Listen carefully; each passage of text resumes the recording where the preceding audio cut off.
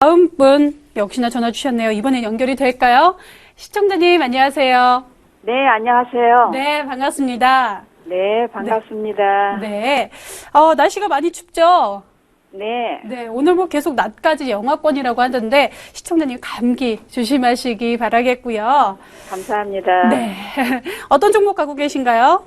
삼성 테크인이요. 테크윈. 매수하신 가격과 비중은요? 6만 천 원이고요. 네. 15%예요. 15%. 혹시 지난달에 매수하셨나요? 네네. 횡보하고 있을 때 네. 그때 좀 반등 기대를 하고 매수를 하신 예. 거죠? 네. 어떤 생각 드셨어요? 11월 달에 많이 하락했는데. 네, 힘들었죠. 그러게요. 한 3달 동안 정말 음봉들만 네. 보여줬는데, 그래도 다행히 어제장에서 거래량도 붙고, 뭐 3%대 그래도 좀 움직임을 바꿔주는 그런 흐름이 나왔네요. 네. 네, 시청자님 어떤 계획들 갖고 계시나요? 혹시 앞으로. 추가 매수하고요? 네, 추가 매수요? 예, 예. 네. 목표가 하고요. 네, 목표가하고, 예, 예. 알겠습니다. 지금 15%에서 더 비중을 늘려도 되는지, 그리고 목표가까지 들어보도록 하겠습니다. 시청자님 먼저 삼성테크윈에 대한 결론부터 드릴 테니까요. 보시고 상담 나눠보시기 바랄게요. 네. 네, 삼성테크윈에 대한 의견 들어보도록 하겠습니다.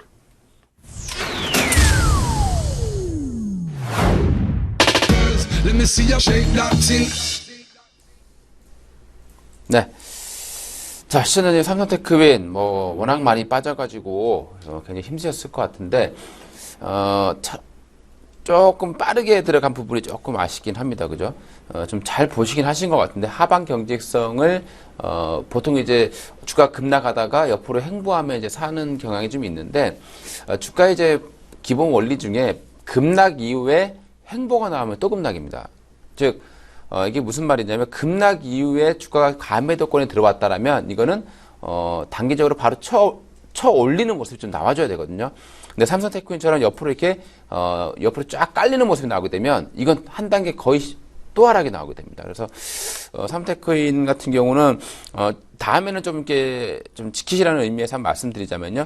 제가 볼 때는 여기서 사시지 않았나 싶어요. 그죠? 여기서 사신 것 같은데 여기서 사셨다라면 사실 이 밑에 있는 선 있죠. 요게 설정하시면서 좀 들어갔었으면은 그리고 엊그저께 다시 여기 좀 다르죠. 여기는 약간 낚싯바늘처럼 위로 들어올리는 모습이 있었고 그때는 옆으로 쭉 깔려버렸죠. 그래서 지금 상태에서 다시 한번 더 들어가는 게 조금 더 현명한 전략이었다. 일단 좀 뭐 지나간 얘기지만은 그렇게 한번 말씀을 드리고 보시고 제가 이제 그런 걸 갖다가 이제 스타카토 전략이라고 말씀드리거든요. 끊어가라 이렇게 말씀드리는데 지금은 오히려 매수를 좀 해볼 수 있는 구간이기 때문에 지금은 보유다라고 말씀을 드렸습니다. 자, 삼성테크윈 같은 경우는 주가가 하락했던 이유는 반도체 쪽에서의 사업 부진입니다. 물론 지금 삼성전자, 하이닉스 주가가 나쁘지 않습니다. 이것은 이제 낸드 플래시 쪽에서 좋은 모습을 보여주고 있기 때문이고 내년에 3D 낸드라는 거에 대한 그런 기대감이 있기 때문에 올라가는 겁니다. 근데 삼성테크윈은 반도체 장비인데 과거에 이제 하던 그런 이제 반도체 장비를 주력으로 했다라고 보시면 됩니다. 그래서 전년 대비해서 올해 실적이 좀 안 좋아지면서 주가가 급락했었고 그 외에 이제 삼성테크윈 같은 경우는 뭐 카메라 사업도 좀 축소를 많이 했고요. 그래서 외형이 좀 축소될 수밖에 없는 그런 구조에 있었습니다.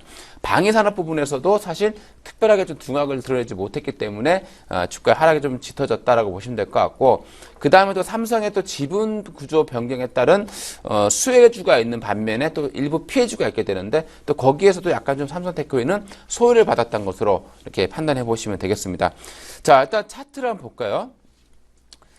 그동안에 굉장히 반등 시도가 나왔지만은, 여기서 하락이 하나, 둘, 세 번 나왔습니다. 보통 이제 중대형주 같은 경우는 이렇게 세 번의 하락 파동이 나오게 되면 바닥을 다지게 된다라고 보시면 되겠습니다. 물론, 어제 상승해서 올라올 때, 어제 3% 정도의 강세가 나와줄 때, 외국인이나 기관들이 매수해줬더라면은 조금 더 긍정적으로 볼 수가 있었는데, 어제 매수 주체를 보니까 주가가 올라올 때, 개인이 또 매수를 하면서 올라왔습니다. 그래서 이 시점에서는 바로 이렇게 계속해서 올라가기 힘들 것 같고요. 일단은 20에서 뚫어놓고 조금 다시 눌림이 나왔다가 다시 한번 상승 시도가 나타날 가능성이 높아 보입니다.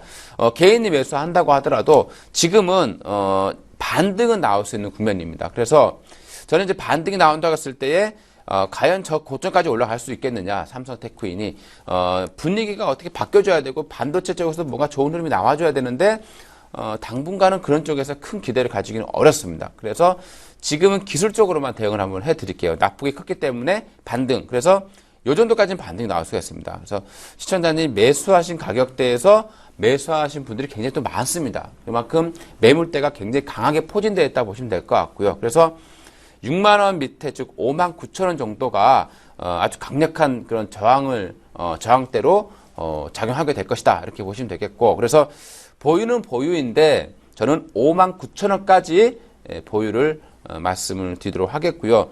만약에 근데 혹시라도 이게 바닥이라고 샀는데 더 내려갈 수도 있습니다. 왜냐하면 이게 매수한 부분이 개인이기 때문입니다. 그래서 응징력이 별로 강하지 않기 때문에 앞으로도 계속 개인이 매수한다라면 추가 상승 여력이 목표가까지 도달하지 않을 수도 있다라는 것도 생각을 하셔야 되고요. 그래서 손절가는 5만 5천 원으로 설정해 드리도록 하겠습니다. 네, 시청자님. 뭐 혹시 추가 매수가는 혹시 추가 매수 같은 경우는 그저께 같았다면 할 수 있었겠죠. 왜냐하면 올라가기 전에요. 요 부근 여기서 후크가 보였죠. 이렇게 뭔가 이렇게 바닥 이거는 기어가는 모습이었지만 여기처럼 약간 위로 이렇게 상방으로 방향을 튀기 시작하는, 즉 이틀 전 정도라면은 추가 매수도 가능했겠습니다만은 지금은 추가 매수하기에도 좀 올라왔기 때문에 하시면 안 되겠습니다. 네. 네, 시청자님. 네네. 네, 지금 매수는 하시지 마시고요. 보유하셔서 5만 9천 원 선에서 정리하시면 되겠네요. 네. 네, 추가적으로 궁금한 사항은 없으시죠? 네네. 감사합니다. 네, 잘 대응해 보시기 바랄게요. 네.